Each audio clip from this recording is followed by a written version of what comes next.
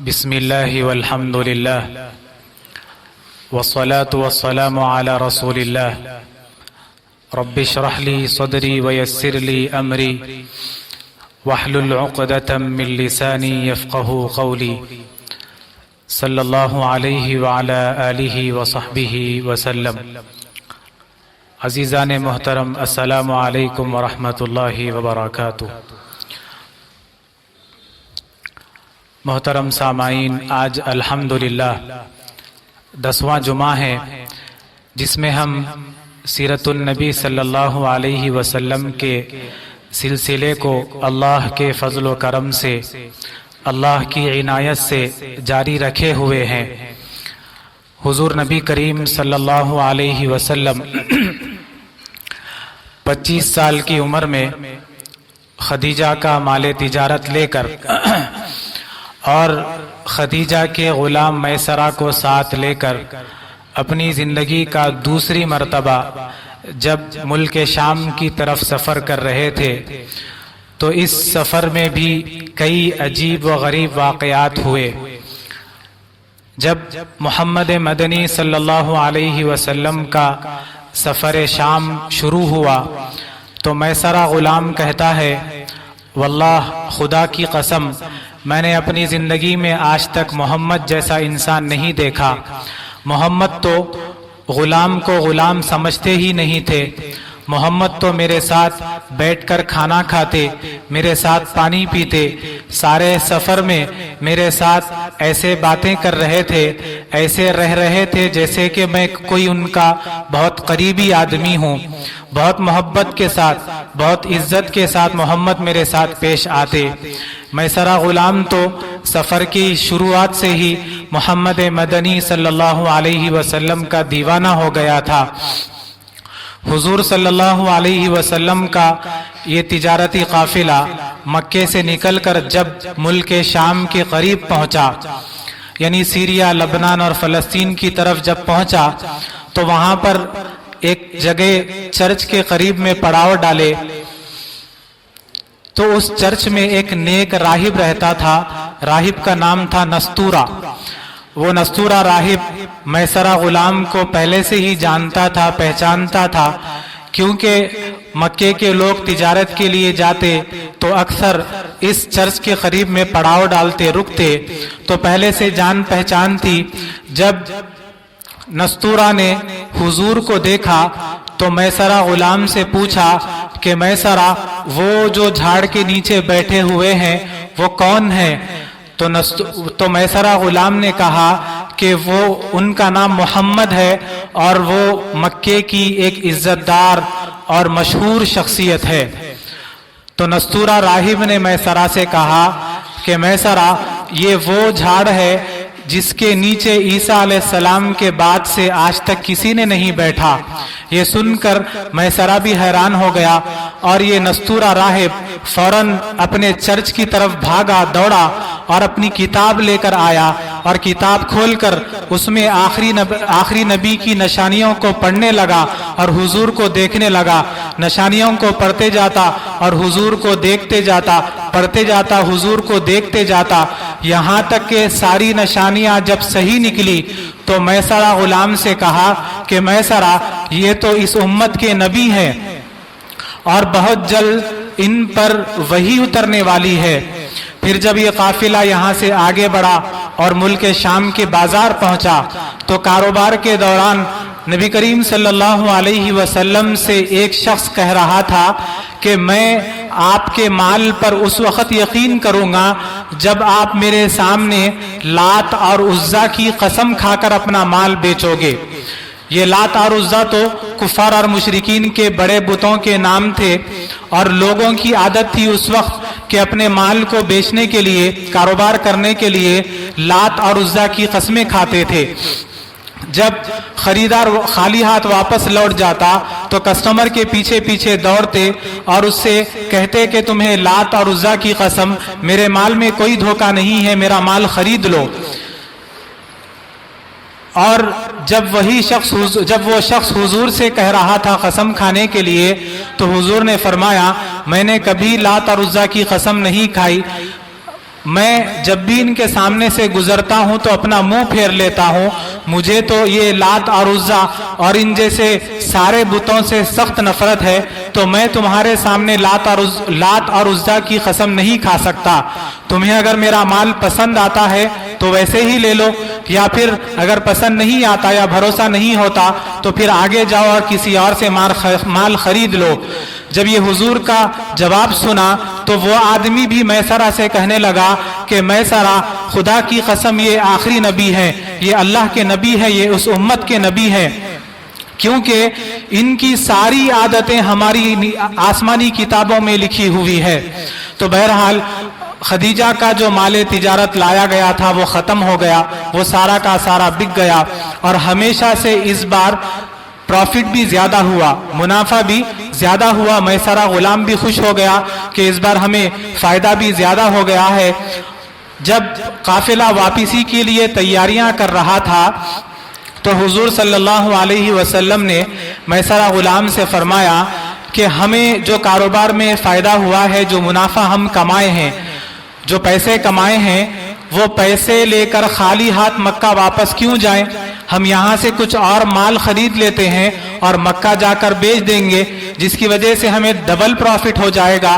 تو حضور ملک شام سے کچھ اور مال خرید لیے اور مکہ پہنچ کر اسے بیچ دیے, جس کی وجہ سے نبی کریم صلی اللہ علیہ وسلم کو ڈبل پروفٹ ہوا, ڈبل منافع ہوا, اور باقی سارے تاجر لوگ صرف ایک بار منافع کمائے. اللہ کے حبیب صلی اللہ علیہ وسلم جب تجارت کیے تو اس میں بھی سب سے آگے نکل گئے, اور مکے کا کوئی تاجر بھی آپ کا مقابلہ نہ کر سکا. جب حضور صلی اللہ علیہ وسلم کا یہ تجارتی قافلہ واپسی میں مکے کے قریب جب پہنچا تو حضور نے میسرہ غلام سے کہا کہ تم آگے جاؤ اور مکے والوں کو جا کر خبر دو کہ ملک شام سے ہمارا تجارتی قافلہ کامیابی کے ساتھ واپس لوٹ رہا ہے. تو جب وہ جا کر خبر پہنچایا تو سارا مکہ جمع ہو گیا قافلے کے انتظار میں, اور خدیجہ رضی اللہ تعالی عنہا بھی اپنی چند سہیلیوں کے ساتھ اپنے گھر کے چھت پر جا کر کھڑی ہو گئی قافلے کے انتظار میں. جب دور سے قافلہ نظر آیا تو حضور ایک نرالی شان کے ساتھ نظر آئے, جسے خود خدیجہ نے بھی اپنی آنکھوں سے دیکھا کہ آسمان پر بڑے بڑے پرندے اپنے پروں کو پھیلائے ہوئے محمد پر سایہ کرتے ہوئے اڑ رہے ہیں. جب یقین نہیں ہوا خدیجہ کو تو اپنے سہیلیوں سے پوچھنے لگی, کیا تم بھی وہی دیکھ رہی ہو جو میں دیکھ رہی ہوں؟ تو سہیلیوں نے کہا کہ ہاں, یوں لگتا ہے جیسے وہ پرندے محمد کو ہی سایہ کرنے کے لیے اڑ رہے ہوں.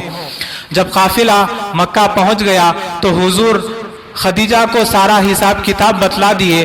تو خدیجہ بھی حیران ہو گئی کہ اس بار اتنا زیادہ منافع کیسے ہو گیا, اتنا زیادہ فائدہ پروفٹ کیسے ہو گیا, جبکہ محمد تو اپنے ملک سے باہر جا کر یہ پہلی مرتبہ تجارت کر رہے تھے. جب وہاں سے حضور رخصت ہو گئے خدیجہ کے پاس سے تو خدیجہ اپنے غلام میسرہ سے کہنے لگی کہ جانے سے لے کر واپس آنے تک تم نے جو جو دیکھا ہے وہ ساری باتیں مجھے بتلاؤ. تو میسرہ غلام حضور کی تعریفیں کرنا شروع کر دیا کہ بی بی خدیجہ, میں نے اپنی زندگی میں آج تک محمد جیسا انسان نہیں دیکھا. محمد تو غلاموں کو غلام سمجھتے ہی نہیں ہے. محمد تو میرے ساتھ بیٹھ کر کھانا کھاتے, میرے ساتھ پانی پیتے, میرے ساتھ سارے سفر میں ایسے رہ رہے تھے, ایسے باتیں کر رہے تھے جیسے کہ میں ان کا بہت قریبی کوئی آدمی ہوں. بہت محبت کے ساتھ, بہت عزت کے ساتھ میرے ساتھ پیش آتے تھے. جب خدیجہ نے میسرہ غلام سے حضور کی تعریفیں سنی, حضور کی شان سنی, تو جان گئی, پہچان گئی کہ یہ کوئی معمولی انسان نہیں ہے. پھر میسرہ غلام کہنے لگا کہ بی بی خدیجہ, مجھے تو لگتا ہے کہ یہ محمد کوئی معمولی انسان نہیں ہے, یہ کوئی بڑی شان والا انسان ہے, کیونکہ راستے میں فلاں فلاں شخص نے ان کے نبی ہونے کی خوشخبریاں بھی دی ہے. اور پھر میسرہ کہتے گیا کہ بی بی میں نے یہ دیکھا, میں نے یہ دیکھا, محمد نے ایسا کیا, محمد نے لات اور عزا کی قسم نہیں کھائی. جب خدیجہ نے حضور کی تعریفیں سنی, حضور کی شان سنی, تو جان گئی, پہچان گئی کہ یہ کوئی معمولی انسان نہیں ہے, یہ تو کوئی بڑی شان والا عظیم انسان ہے. علماء کہتے ہیں کہ اللہ تعالیٰ نے مردوں میں بہت سارے مرد دانا پیدا کیے ہیں. یعنی مردوں میں بہت سارے عقل مند مرد پیدا کیے ہیں اور انشاءاللہ اللہ تعالیٰ عقل مند مردوں کو پیدا کرتے بھی رہے گا، لیکن عورتوں میں بہت کم عورتیں دانا پیدا ہوتی ہے، یعنی عقل مند عورتیں بہت کم پیدا ہوتی ہیں. جیسے اللہ نے حضرت مریم علیہ السلام کو پیدا کیا تھا، اور جیسے حضرت آسیہ علیہ السلام کو اللہ نے پیدا کیا تھا، اور شعیب علیہ السلام کی بیٹی جنہوں نے وہ موسیٰ علیہ السلام کو دیکھتے ہی پہچان گئی کہ یہ اللہ کے نبی ہے، تو ان عقل مند اور دانا عورتوں میں سے ایک تھی خدیجۃ الکبریٰ رضی اللہ تعالی عنہا. خوبصورتی میں آدم علیہ السلام کی بیوی حوا، اور سمجھداری میں محمد مدنی کی بیوی خدیجہ کی مثال نہیں ملتی دنیا کی تاریخ میں، اور ایسی عورتیں دنیا کی تاریخ میں بہت کم پیدا ہوئی ہے. حضرت خدیجۃ الکبریٰ رضی اللہ تعالی عنہا کا تعلق بھی قریش خاندان سے ہی ہے. خدیجہ کا خاندان حضور کے پرداداؤں میں قصی کے پاس جا کر حضور کے خاندان سے مل جاتا ہے. خدیجہ کی پیدائش مکے میں جو ہاتھی والوں کا قصہ ہوا تھا، وہ ہاتھی والوں کے قصے سے 15 سال پہلے خدیجہ مکے میں پیدا ہوئی، اور خدیجہ کے والد کا نام خویلد اور والدہ کا نام فاطمہ ہے. خدیجہ کے والد ایک بہت بڑے تاجر اور بہت بڑے مالدار بھی تھے. خدیجہ کی سب سے پہلی شادی ابو حالہ سے ہوئی. ابو حالہ سے خدیجہ کو 2 بیٹے بھی ہیں، ہند اور حالہ. یہ 2 بیٹے بھی بعد میں اسلام قبول کیے اور رسول اللہ کے صحابہ میں شامل ہو گئے. ابو حالہ کے انتقال کے بعد خدیجہ نے دوسری شادی کی عتیق بن عابد سے. عتیق بن عابد سے بھی خدیجہ کو ایک بیٹی ہے. کسی وجہ سے ایک جنگ چھڑ گئی تھی، اس جنگ میں خدیجہ کے والد اور شوہر دونوں مارے گئے. جب دونوں کا انتقال ہو گیا، والد کا بھی اور شوہر کا بھی، تو ساری تجارت کی ذمہ داری خدیجہ رضی اللہ تعالی عنہا پر آ گئی، کیونکہ خدیجہ کے کوئی سگے بھائی بھی نہیں تھے. اور جب خدیجہ رضی اللہ تعالی عنہا 2 بار بیوہ ہوئی تو مکے کے بڑے بڑے سرداروں نے شادی کے لیے پیغام بھجوایا خدیجہ کے پاس کہ ہم آپ سے شادی کرنا چاہتے ہیں. تو خدیجہ رضی اللہ تعالی عنہا ان تمام سرداروں کے پیغام کا انکار کر دیا، ان کے پروپوزلز کو ریجیکٹ کر دیا. لیکن جب میسرہ غلام سے حضور کے تعریفیں سنی، حضور کی شان سنی کہ ملک شام کے سفر میں حضور کے ساتھ کیا کیا ہوا، حضور کیسے غلام کے ساتھ رہ رہے تھے، جب تعریفیں سنی، جب حضور کی شان سنی، تو خدیجہ رضی اللہ تعالی عنہا جان گئی، پہچان گئی کہ یہ کوئی معمولی انسان نہیں ہے، یہ تو بڑی شان والا کوئی ایک عظیم انسان ہے. تو خدیجہ کے دل میں خواہش پیدا ہوئی کہ کیوں نہ میں محمد سے شادی کر لوں. تو خدیجہ کی ایک سہیلی تھی، خدیجہ کی ایک دوست تھی، سہیلی تھی، جن کا نام تھا نفیسہ. خدیجہ نفیسہ سے کہتی ہے کہ نفیسہ تم محمد کے پاس جاؤ اور ایسے حالات پیدا کرو کہ محمد میرے سے شادی کرنے کے لیے تیار ہو جائیں. تو ایک دن نفیسہ حضور کی خدمت میں حاضر ہو گئی اور حضور سے باتیں کرنے لگی. باتوں میں حضور سے پوچھا کہ یا محمد هل ترغب فی الزواج، کیا آپ شادی کرنا نہیں چاہتے؟ ماشاءاللہ اللہ نے آپ کو بہت خوبصورت بنایا ہے، آپ نوجوان بھی ہو، تو پھر آپ شادی کیوں نہیں کر لیتے؟ تو حضور نے فرمایا کہ نفیسہ میں شادی تو کرنا چاہتا ہوں، لیکن بات یہ ہے کہ کس سے کروں، کیونکہ میرے پاس تو کچھ نہیں ہے، نہ میرا خود کا گھر ہے، میں خود اپنے چچا ابو طالب کے گھر میں رہتا ہوں اور جو کچھ بھی کماتا ہوں اپنے چچا ابو طالب کی مدد کے لیے سب کچھ انہیں دے دیتا ہوں، تو میرے پاس تو کچھ نہیں ہے. تو نفیسہ نے کہا کہ محمد اگر میں آپ کو ایک ایسی عورت کے بارے میں بتلاؤں جو خوبصورت بھی ہو، مالدار بھی ہو اور بڑے خاندان والی بھی ہو تو پھر اچھا. خاص بات یہ ہے کہ یہ جو 3 خوبیاں نفیسہ نے بتلائی یہ کسی ایک عورت میں ہونا بہت مشکل ہے. شاید ہی کوئی عورت ہوگی یا پھر بہت کم عورتیں ایسی ہوتی ہے. یعنی کچھ عورتیں اگر خوبصورت ہو تو بڑے خاندان والی نہیں ہوتی، بعض عورتیں بڑے خاندان والی ہوتی ہیں تو خوبصورت نہیں ہوتی. یا پھر اگر کوئی عورت مالدار ہے تو باقی کی 2 خوبیاں اس میں ضروری نہیں ہے کہ وہ 2 خوبیاں بھی اس کے اندر ہو. تو نفیسہ نے جب حضور سے کہا کہ میں اگر آپ کو ایسی عورت کے بارے میں بتلاؤں تو پھر حضور نے پوچھا من ہیا، نفیسہ وہ کون ہے؟ تو نفیسہ نے کہا ہی خدیجہ، وہ خدیجہ ہے. تو حضور نے پوچھا نفیسہ یہ تم چاہتی ہو یا خدیجہ چاہتی ہے؟ کیونکہ خدیجہ کے پاس تو بڑے بڑے مکے کے سرداروں کے پیغام آئے ہیں شادی کے لیے، لیکن خدیجہ نے تو ان سب کا انکار کر دیا، تو پھر وہ مجھ سے کیوں شادی کرے گی جبکہ میرے پاس تو کچھ بھی نہیں ہے، نہ میرا خود کا گھر ہے، نہ گھر والے ہیں، نہ ماں ہے، نہ باپ ہے، جو دادا کا جو سہارا تھا وہ بھی 8 سال کی عمر میں اڑ گیا، اور میرے پاس تو کچھ نہیں ہے، جو کچھ میں کماتا ہوں اپنے چچا کو دے دیتا ہوں. تو نفیسہ نے کہا کہ محمد اگر آپ یہ بات اپنے پاس ہی رکھیں گے تو میں ایک بات آپ کو بتلانا چاہتی ہوں کہ مجھے تو خدیجہ نے ہی آپ کے پاس یہ پیغام پہنچانے کے لیے بھیجا ہے. جب حضور یہ جواب سنے کہ خدیجہ کی یہ خواہش ہے آپ سے نکاح کرنا، آپ سے شادی کرنا، تو حضور نے فرمایا کہ ٹھیک ہے، میں اپنے چچا ابو طالب سے مشورہ کر لیتا ہوں. جب ابو طالب کو معلوم ہوا کہ خدیجہ کی ایسی خواہش ہے تو ابو طالب بھی بہت خوش ہوئے کہ مکے کی ایک عزت دار خاتون اور عرب کی ایک مالدار خاتون کا رشتہ اگر ہم سے ہوتا ہے تو ہمارے لیے تو بہت خوشی کی بات ہے.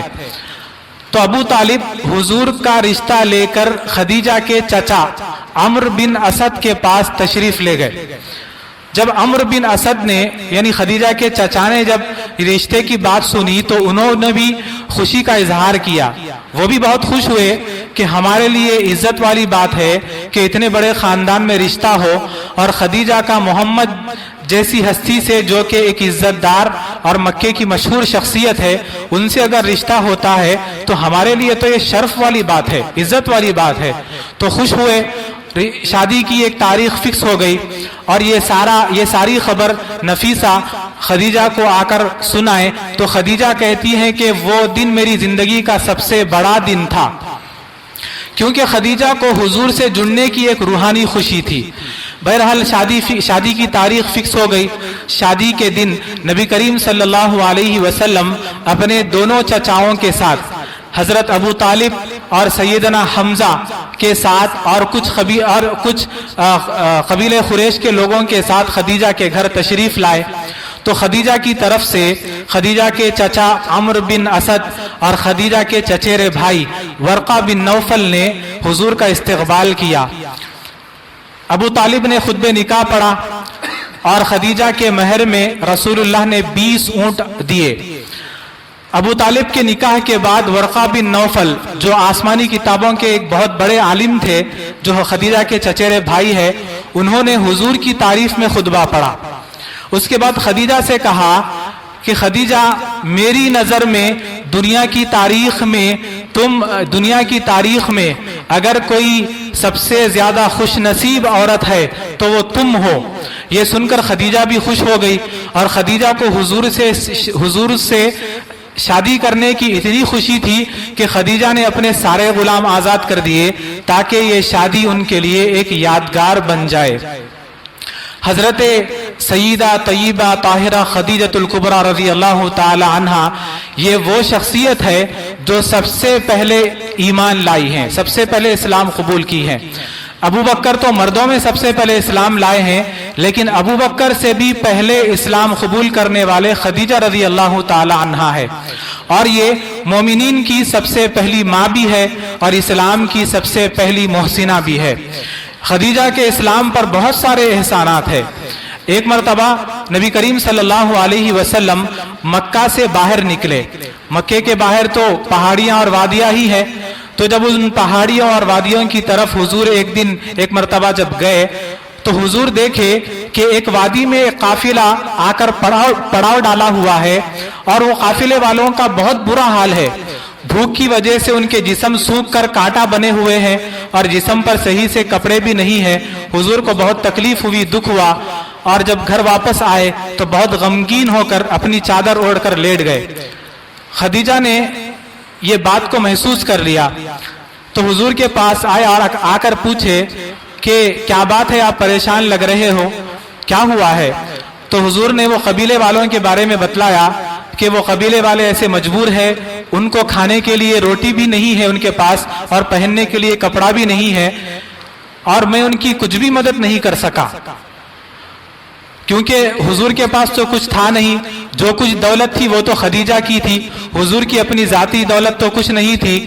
جب حضور کی یہ بے چینی اور بے قراری خدیجہ نے دیکھی تو خدیجہ حضور سے کہنے لگی کہ ٹھیک ہے، آپ ذرا جائیے اور جا کر قریش کے فلاں فلاں بڑے بڑے سرداروں کو بلا کر لائیے۔ تو خدیجہ کے کہنے پر حضور گئے اور وہ فلاں فلاں سرداروں کو، جن کے نام خدیجہ نے بتلائے تھے، وہ سرداروں کو بلا کر اپنے ساتھ لے آئے۔ تو خدیجہ پورے سرداروں کے سامنے اپنی ساری دولت لا کر رکھ دی سامنے۔ خدیجہ کی اتنی دولت تھی، جب خدیجہ اپنی ساری دولت لا کر سامنے ڈھیر لگا دی دولت کا، وہ اشرفیاں اتنی تھی کہ جب اشرفیوں کا ڈھیر لگ گیا تو جب حضور بیٹھے تو حضور اس اشرفیوں کے سہارے حضور پیچھے چھپ گئے، اتنی دولت تھی حضرت خدیجہ رضی اللہ تعالی عنہا کی۔ تو پھر خدیجہ کہنے لگی کہ آپ تمام قریش کے سردار گواہ رہنا میری اس بات پر کہ آج میں اپنی ساری دولت محمد کے حوالے کر رہی ہوں، آج کے بعد سے محمد جس طرح چاہیں اس دولت کو خرچ کر سکتے ہیں۔ تو تاریخ گواہ ہے، وہی خدیجہ کا مال اعلان نبوت کے بعد اسلام کی مدد کا ذریعہ بنا، جو خدیجہ نے حضور کے قدموں میں لا کر رکھ دیا تھا۔ اسی لیے یہ صدیقۃ الکبریٰ ہے، یہ صدیقۃ الکبریٰ ہے۔ ابو بکر صدیق اکبر ہے تو خدیجہ صدیقۃ الکبریٰ ہے۔ حضرت مریم علیہ السلام کے بارے میں قرآن فرماتا ہے کانا امہ صدیقہ، کہ مریم اس امت کی صدیقہ تھی، تو اس امت کی صدیقۃ الکبریٰ سیدہ خدیجہ رضی اللہ تعالی عنہا ہے۔ خدیجۃ الکبریٰ رضی اللہ تعالی عنہا کی ایک خاص بات یہ ہے کہ حضور کی ساری اولاد خدیجہ سے ہی ہے، سوائے ابراہیم رضی اللہ تعالی عنہ کے، جو ماریہ قبطیہ رضی اللہ تعالی عنہا سے پیدا ہوئے۔ باقی حضور کی 4 بیٹیاں اور 2 بیٹے خدیجہ سے ہی پیدا ہوئے۔ سب سے پہلے بڑے بیٹے قاسم جب یہ پیدا ہوئے تو لوگ حضور کو ابو القاسم کہہ کر پکارتے تھے، یعنی قاسم کے باپ۔ پھر جب عبداللہ پیدا ہوئے تو عبداللہ کو حضور طیب کہہ کر پکارتے تھے اور ماں خدیجہ طاہر کہہ کر پکارتی تھی۔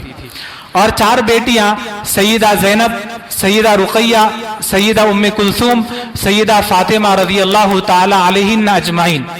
ان کے علاوہ ایک اور بیٹے ہیں ابراہیم رضی اللہ تعالی عنہ، جو ماریہ قبطیہ رضی اللہ تعالی عنہا سے پیدا ہوئے۔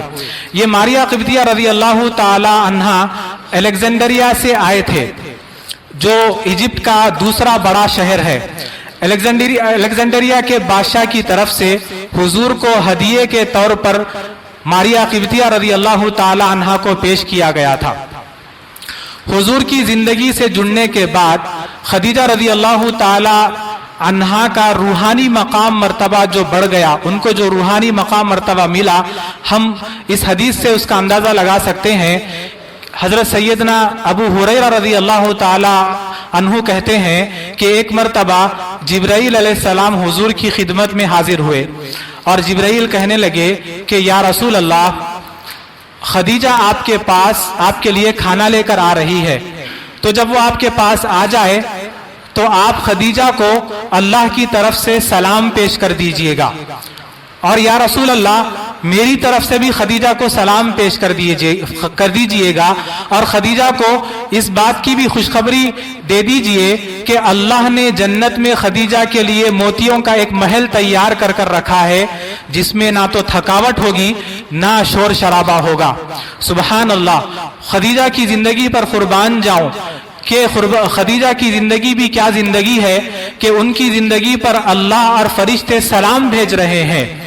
خدیجہ رضی اللہ تعالی عنہا کی ایک اور خاص بات یہ ہے کہ حضور سے شادی کے بعد تقریباً 25 سال تک حضور کے ساتھ رہی، اور حضور ان سے اتنی محبت کرتے تھے، اتنا پیار تھا حضور کو کہ ان کی زندگی میں حضور پھر کسی دوسرے سے شادی نہیں کیے۔ جب خدیجہ کا انتقال ہوا تو حضور پھر دوسری شادیاں کیے، اور خدیجہ کا انتقال حضور کی تقریباً 50 سال کی عمر میں ہوا۔ हुजूर की सारी बीवियों में खदीजा का जो मकाम मर्तबा है वो सबसे बुलंद है, सबसे ऊंचा है, क्योंकि खदीजा हुजूर के उन मुश्किल दिनों में आई जब लोग हुजूर पर पत्थर फेंकते थे, जब रास्ते में कांटे बिछाते थे, जब लोग ताने मारते थे, जब लोग आपको गालियां देते थे। उन मुश्किल दिनों में खदीजा हुजूर का एक मजबूत सहारा बनी। और बाकी जो सारी बीवियां हैं हुजूर की, यानी हमारी माएँ उम्महातुल मोमिनीन, वो हुजूर के अच्छे दिनों में तशरीफ लाए हैं।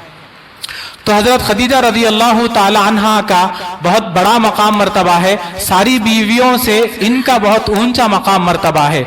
ये वो खूबसूरत हस्ती है, ये वो खूबसूरत हस्ती है कि एक तरफ जहां सारी कायनात को मोहम्मद मुस्तफ़ा के पास आकर सुकून मिलता है, तो मोहम्मद मुस्तफ़ा को खदीजा के पास जाकर सुकून मिलता है। खदीजा हुजूर की जिंदगी में हुजूर के दो बड़े सहारे थे। पहला सहारा घर में खदीजा का और दूसरा सहारा बाहर चचा अबू तालिब का।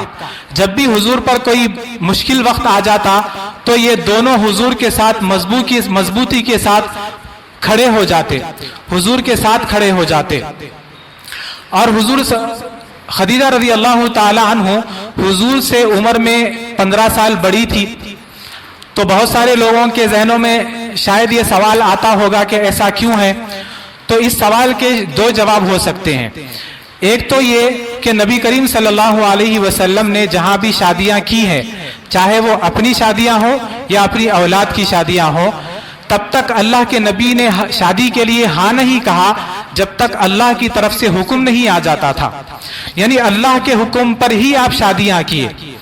और फिर दूसरी वजह या दूसरा जवाब इसका ये हो सकता है खदीजा से शादी होने का, जबकि खदीजा उम्र में 15 साल बड़ी थी।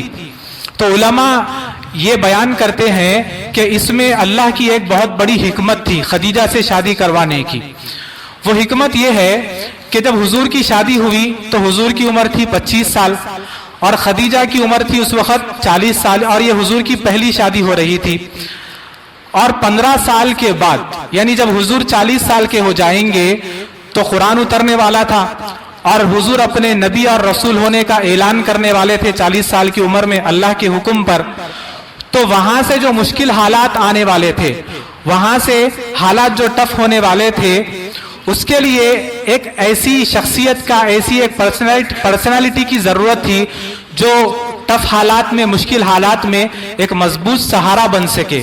तो एक ऐसी शख्सियत की जरूरत थी कि उसमें सब्र और बर्दाश्त भी हो, दूर अंदेश भी हो, यानी दूर की हालात पर नजर भी हो, और वफादार भी हो, मोहब्बत भी हो, जिसमें सब्र और बर्दाश्त भी हो।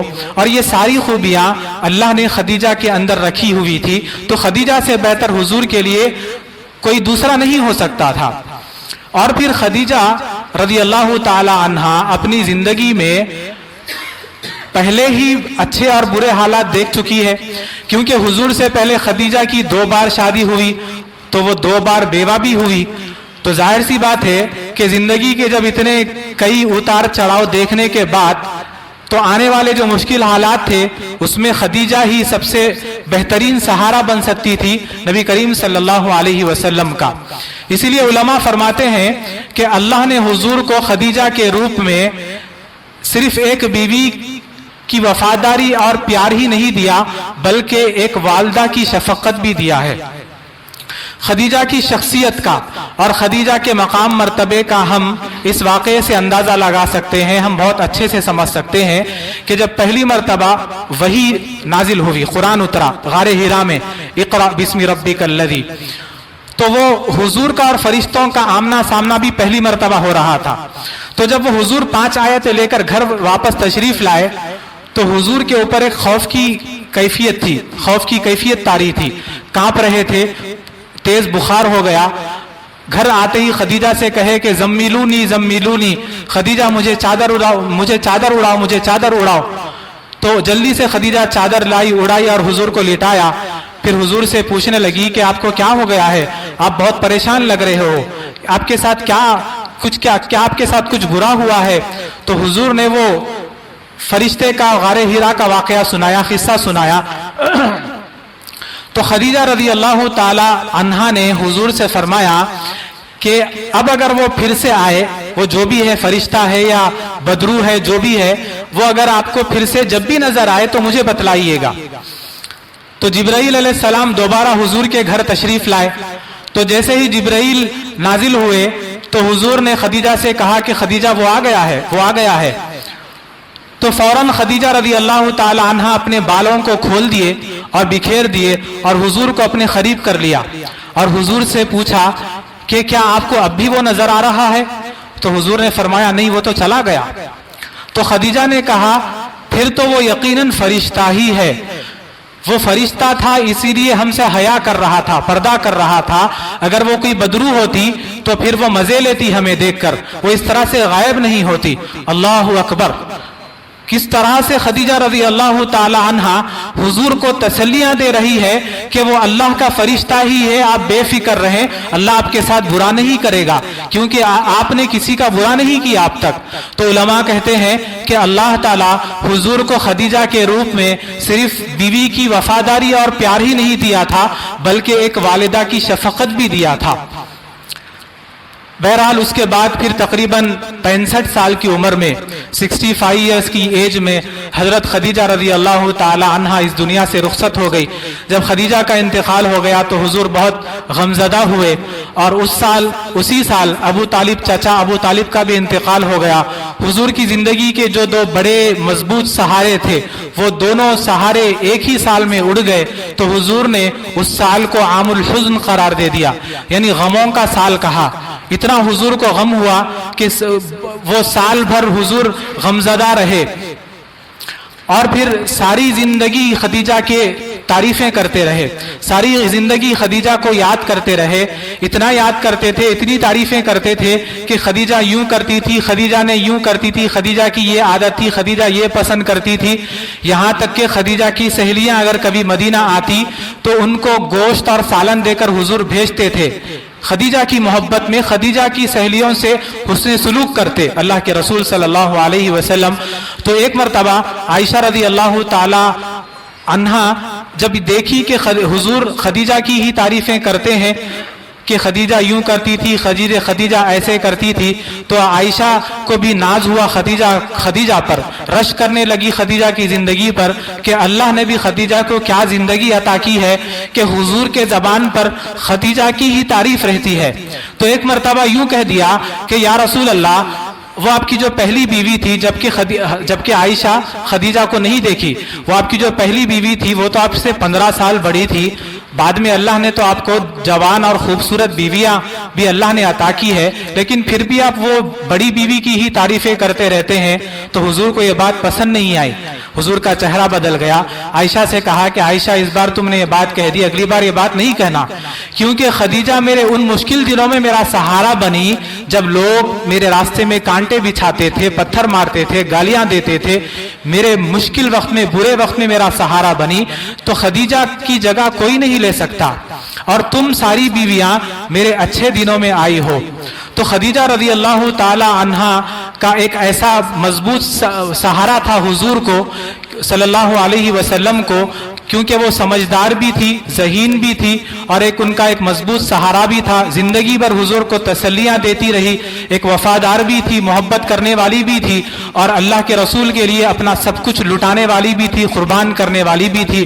تو اللہ نے خدیجہ کو پھر ایسا مقام مرتبہ عطا کیا, اللہ نے خدیجہ کو ایسا نوازا کہ خدیجہ کی بیٹی فاطمہ کو جنت کی عورتوں کا سردار بنا دیا, خدیجہ کے نواسوں کو, حسن حسین کو جنت کے نوجوانوں کا سردار بنا دیا. خدیجہ کو اللہ نے ایسا نوازا کہ داماد دیے تو عثمان و علی جیسے داماد دیے.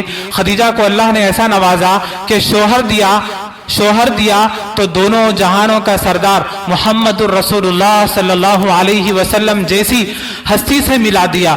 قربان جاؤں میں قربان جاؤں خدیجہ کی زندگی پر کہ کیا پیاری زندگی, کیا خوبصورت زندگی لے کر خدیجہ آئی تھی, حضور صلی اللہ علیہ وسلم کا ایک مضبوط سہارا بنی تھی.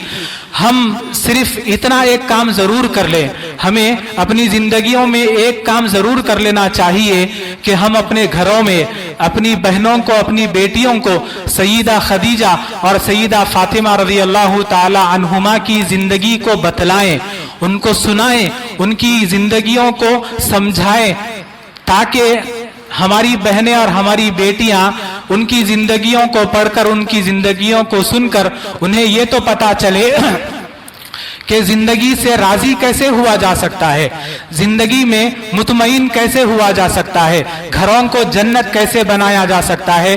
یہ تو ہمیں سیدہ طیبہ طاہرہ خدیجۃ الکبریٰ رضی اللہ تعالی عنہا کی زندگی سے ہی پتا چلے گا۔ وقت ہو گیا ہے، رب العالمین سے دعا کرتا ہوں کہ اللہ تعالی ہم سبوں کو کہنے اور سننے سے زیادہ عمل کرنے کی توفیق عطا فرمائے۔ وآخر دعوانا ان الحمد للہ رب العالمین۔